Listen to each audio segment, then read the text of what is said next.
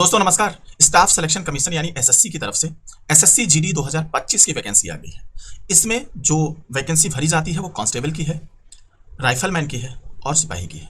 यानी ये तीनों अलग अलग नाम से रहते हैं, लेकिन एसएससी जीडी में इनको बोला जाता है कांस्टेबल की वैकेंसी।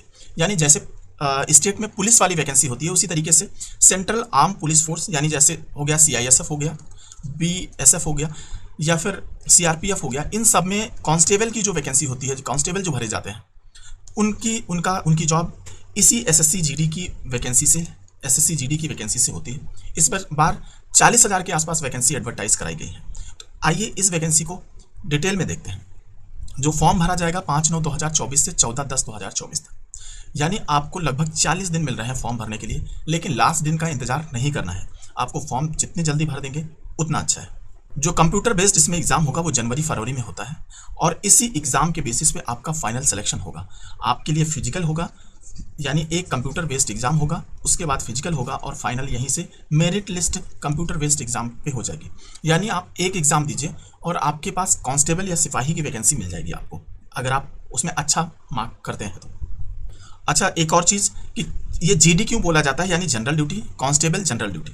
तो कहाँ पे एग्जाम, कहाँ पे वैकेंसीज है वो बता देते हैं। बॉर्डर सिक्योरिटी फोर्स में है बीएसएफ, सेंट्रल इंडस्ट्रियल फोर्स है, सेंट्रल रिजर्व फोर्स है, इंडो तिब्बत बॉर्डर है, सशस्त्र सीमा बल है, सेक्रेटरिएट सिक्योरिटी फोर्स है, राइफलमैन है, आसाम राइफलमैन और सिपाही नारकोटिक्स कंट्रोल ब्यूरो है। तो इस तरीके से ये पूरा आपका वैकेंसीज की डिटेल है।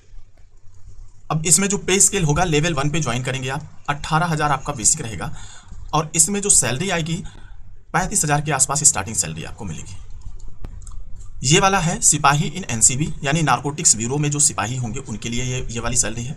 बाकी लोगों के लिए 21,700 है। 21,700 जो लोग हैं उनको मिलेगा लगभग 40,000। तो ये आपका हो जाएगा सैलरी वाइज डिटेल। इसमें जैसे बाकी लोग हो गए तो यानी जो भी कांस्टेबल हैं उन सब के लिए है।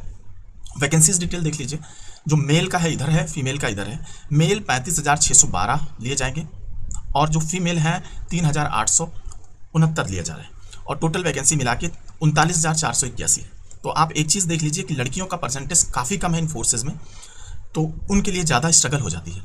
अब बीएसएफ में देख लीजिए, सब 5,563 है और उसके बाद सबसे ज़्यादा है बीएसएफ में, उसके बाद है सीआरपीएफ में, उसके बाद आता है सीआईएसएफ में। तो ये आपका ब्रेकअप है, आप वैकेंसीज का देख लीजिए। बीएसएफ टफ पोस्ट मानी जाती है, टफ पोस्टिंग मानी जाती है। सीआरपीएफ उससे भी टफ मानी जाती है और जो सबसे बेस्ट रहती है सीआईएसएफ रहती है। इसके बाद में आपका जो एनसीबी है ये रहती है, एसएसएफ रहती है, ये रहती है। तो आपको एक प्रेफरेंस भी देना होगा कि अगर आपके अच्छे मार्क्स आते हैं तो सबसे पहले आप किस में जाना चाहेंगे। तो वो प्रेफरेंस के लिए हम अलग से एक वीडियो देंगे, हमारे चैनल पे पहले पुराना पड़ा हुआ है, उसको भी देख सकते हैं। एज लिमिट जो आपकी है 18 से 23 साल होनी चाहिए, 18 से 23 साल होनी चाहिए और वो 1/1/2025 को गिना जाएगा कि एज आनी चाहिए 2/1/2002 से लेकर के 1/1/2007 तक। इसी के बीच में आपका जन्म होना चाहिए अगर आप जनरल कैंडिडेट हैं तो। ठीक है, ये जनरल के लिए लिखा हुआ है। 2 ओबीसी हैं उनको 3 साल की छूट मिलेगी और जो SC ST हैं उनको 5 साल की छूट मिलेगी। इसका मतलब हुआ कि जो ओबीसी होंगे उनको यहाँ पे 2/1/1999 रहेगा और जो SC ST हैं उनका हो जाएगा 2/1/1997। इससे पहले नहीं पैदा हुआ होना चाहिए, बाकी ये डेट तो सेम रहेगी। एजुकेशनल क्वालिफिकेशन में केवल 10th पास चाहिए होता है और वो 1/1/2025 को होना चाहिए। तो इसका मतलब इस साल जिन लोगों ने 12th दिया था वो लोग इसमें अप्लाई कर सकते हैं, जो लोग अगले साल देंगे वो अप्लाई नहीं कर सकते हैं। एनसीसी सर्टिफिकेट को फ़ायदा मिलता है। एनसीसी सर्टिफिकेट को 5% मार्क्स में फ़ायदा दिया जाता है, बी को 3% और ए को 2%। एप्लीकेशन फ़ीस 100 रुपये रहेगी और उसके अलावा जो SC हैं, जो ST हैं या एक्स सर्विसमैन हैं, इन और लड़कियों के लिए ये फ़ीस माफ़ रहेगी, यानी आप फॉर्म फ्री में भर सकते हैं। सबसे इम्पॉर्टेंट पार्ट जो आपका कंप्यूटर बेस्ड एग्ज़ाम होगा वो है कंप्यूटर बेस्ड जो एग्ज़ाम होगा CB वो रहेगा कितने 80 क्वेश्चन रहेंगे, एक क्वेश्चन 2 नंबर का रहेगा। अब क्वेश्चन 4 सेक्शन से आते हैं, वो सबसे इंपॉर्टेंट पार्ट है, वो 4 सेगमेंट देख लीजिए। जनरल इंटेलिजेंस एंड रीजनिंग के 20 क्वेश्चन रहेंगे 40 नंबर के, जनरल नॉलेज और अवेयरनेस के 20 क्वेश्चन रहेंगे 40 नंबर के, एलिमेंट्री मैथ के 20 क्वेश्चन रहेंगे 40 नंबर के और जनरल हिंदी या अंग्रेजी ले लो 40 नंबर का रहेगा, 20 क्वेश्चन इसमें भी रहेंगे। इस तरीके से आपको 1 घंटे का पेपर होगा जिसमें से आपको 60 मिनट में करने रहेंगे आपको 80 क्वेश्चन और मार्क्स रहेंगे 160। तो इसमें जो आपका पार्ट 1 है इसमें जनरल इंटेलिजेंस एंड रीजनिंग आएगी, तो ये प्रॉपर रीजनिंग होता है आपके लिए। ठीक है, जनरल नॉलेज एंड अवेयरनेस, ये जनरल नॉलेज प्रॉपर रहता है।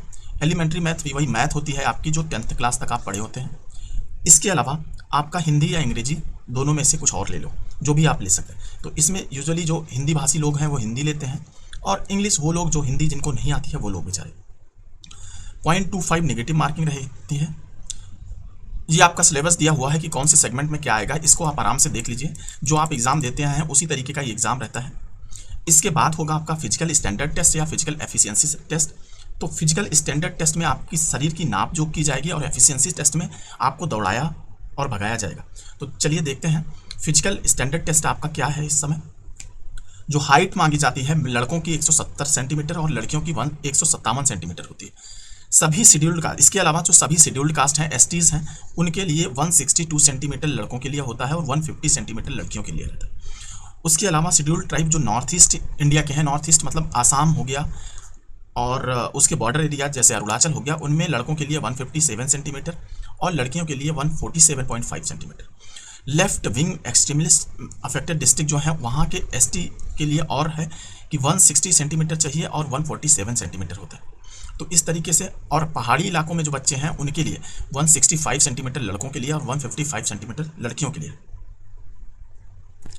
खासकर। उसके अलावा जो गोरखा टेरिटोरियल एडमिनिस्ट्रेशन है उसके लिए अलग से दिया हुआ है 157 और 152.5 सेंटीमीटर। तो ये हाइट का आपको हाइट के केस में 2-3 चीज़ें देखनी है। एक तो अब अगर आप 170 से ऊपर है तो आपको कुछ सोचने की ज़रूरत नहीं है लड़के में, और लड़कियां में 157 सेंटीमीटर है तो आपको सोचने की ज़रूरत नहीं है, यानी आप क्वालिफाइड हैं। अगर आप इनसे कम है तो आपको ये देखना है कि कहीं आप एसटी कैटेगरी से तो नहीं है। अगर हैं तो आपको ये वाला देख लेना है। अगर एसटी कैटेगरी से हैं और नॉर्थ ईस्ट यानी आसाम से हैं तो ये सब देख लेना है। तो इसलिए हाइट का क्राइटेरिया बहुत सारा है। उन सारी चीज़ों को अपने हिसाब से देख करके ही फॉर्म भरिएगा। ऐसा नहीं कि आप 170 सेंटीमीटर से कम है तो आपने फॉर्म भरना ही छोड़ दिया क्योंकि आपको लग रहा है कि हम इसको क्वालिफाइड नहीं करेंगे।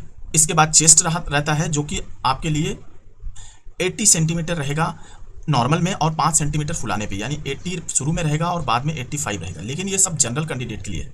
जो एसटी कैंडिडेट हैं यानी शेड्यूल्ड कास्ट हैं, शेड्यूल्ड ट्राइब हैं एसटी कैंडिडेट, उनके लिए 76 और 5 सेंटीमीटर फुलाने पे रहेगा। बाकी हिली एरियाज में 78 सेंटीमीटर रहेगा, 5 सेंटीमीटर आपको उसके बाद फुलाना है। इसके बाद में अरुणाचल प्रदेश गोरखा वाले जो बच्चे हैं उनके लिए 77 सेंटीमीटर और 5 सेंटीमीटर फुलाने का है। अब ये देख लेते हैं कि फिजिकल एफिशिएंसी टेस्ट क्या है। तो उसमें आपको रनिंग करना है जिसमें 5 किलोमीटर 24 मिनट में दौड़ना होगा लड़कों को, और लड़कियों को 1.6 किलोमीटर दौड़ना होगा 8.5 मिनट में। ये किसके लिए है? अदर देन लद्दाख के, जो अपना लद्दाख है ना जम्मू कश्मीर में, उनको छोड़ करके है।